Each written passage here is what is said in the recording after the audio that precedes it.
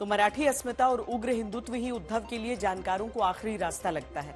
इसे हरियाणा और महाराष्ट्र में कांग्रेस की हार के साइड इफेक्ट कहा जा सकता है, जिसके चलते अब उद्धव की तरह ममता बनर्जी की पार्टी भी संसद में अदानी पर अलग सुर अलाप रही।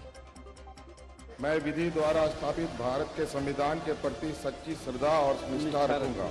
मैं झारखंड राज्य के मुख्यमंत्री के रूप में अपने कर्तव्यों का श्रद्धापूर्वक और शुद्धि अंतःकरण से निर्वहन करूंगा। झारखंड के 14वें मुख्यमंत्री के रूप में हेमंत सोरेन के शपथ ग्रहण में इंडिया गठबंधन के सभी बड़े नेताओं ने पहुंचकर एकजुटता दिखाने की कोशिश की। शपथ ग्रहण समारोह में इंडिया ब्लॉक के कई शीर्ष नेता मंच पर मौजूद रहे। इनमें कांग्रेस अध्यक्ष मल्लिकार्जुन खड़गे, लोकसभा के नेता प्रतिपक्ष राहुल गांधी, पश्चिम बंगाल की मुख्यमंत्री और टीएमसी के अध्यक्ष ममता बनर्जी, आम आदमी पार्टी के राष्ट्रीय संयोजक अरविंद केजरीवाल, समाजवादी पार्टी के अध्यक्ष अखिलेश यादव और बिहार विधानसभा के नेता प्रतिपक्ष तेजस्वी यादव प्रमुख रहे। झारखंड के मुख्यमंत्री के तौर पे हेमंत सोरेन ने चौथी बार शपथ लिया है और अबुआ सरकार जो है उसने भी एक रिकॉर्ड कायम किया है, लगातार दूसरी बार सत्ता में वापसी का।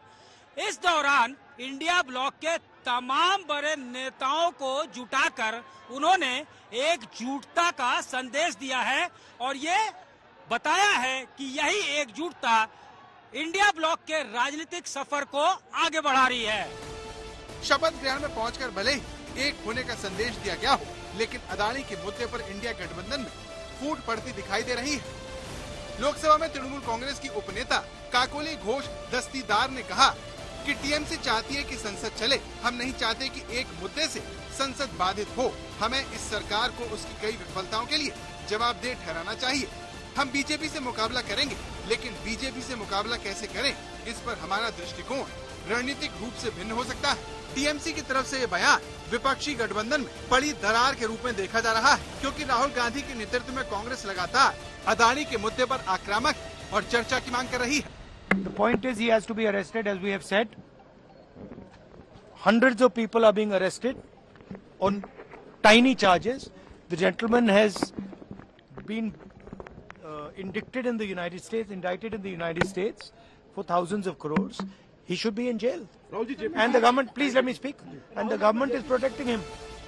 लेकिन तृणमूल कांग्रेस ने कहा है कि वो पश्चिम बंगाल को केंद्रीय धन से वंचित करने और मणिपुर की स्थिति जैसे मुद्दों पर ध्यान केंद्रित करना चाहेगी। 1,83,000 crore rupees since 2021 when Modi lost the Vidhan Sabha election, he hasn't released. That money is our money. That's through GST and other taxes. But he has not done it. Why? Because he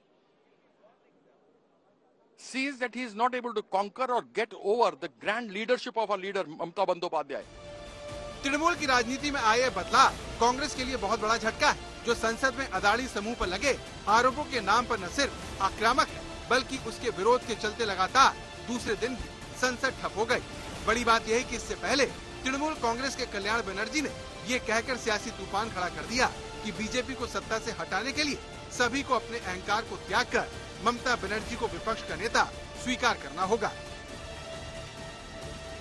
If you really want to fight against the BJP and the Narendra Modi, India alliance should be more stronger, and for making it stronger, one leader is required. Now, who can be the leader? That's the core question. Mamata ji is having vast experience in the parliamentary democracy politics. 7 terms MP, number of times cabinet minister, 3 times chief minister. Trinamool party, सबसे बड़ी बात है कि पहले वो national party की दर्जा मिले थे, लेकिन अब घटकर आ गया क्षेत्रीय दल में। ये तो पहले डिमोशन हो ही चुकी है। उसके बाद एक, चाहे नॉर्थ ईस्ट इंडिया हो, चाहे गोवा हो, चाहे त्रिपुरा, जहां भी हो, ये हर जगह हर चुनाव में टीएमसी पार्टी कोशिश तो की, लेकिन उनको हार के सामना करने पड़े। 2024 के चुनाव के बाद कांग्रेस के अच्छे प्रदर्शन से इंडिया गठबंधन में भले ही उसके नेतृत्व पर सवाल न उठे हो, लेकिन हरियाणा और महाराष्ट्र के चुनाव में करारी हार के बाद इंडिया गठबंधन उसे लेकर रुख बदलता दिख रहा है। उसे लेकर ये राय बनाई जा रही है कि क्षेत्रीय दलों के मुकाबले वो बीजेपी से सीधी टक्कर में कमजोर खिलाड़ी है। उद्धव जी ठाकरे साहब का नाम सीएम के लिए प्रोजेक्ट करते थे। ये देखो, ये भूमिका आपके संजय सिंह आए थे, उन्होंने भी रखी। आप अगर इलेक्शन कैंपेनिंग के दरमियान संजय सिंह यहाँ आए थे, आपके नेता, उन्होंने भी ये भूमिका रखी। कांग्रेस ओवर कॉन्फिडेंस में ये सत्य है।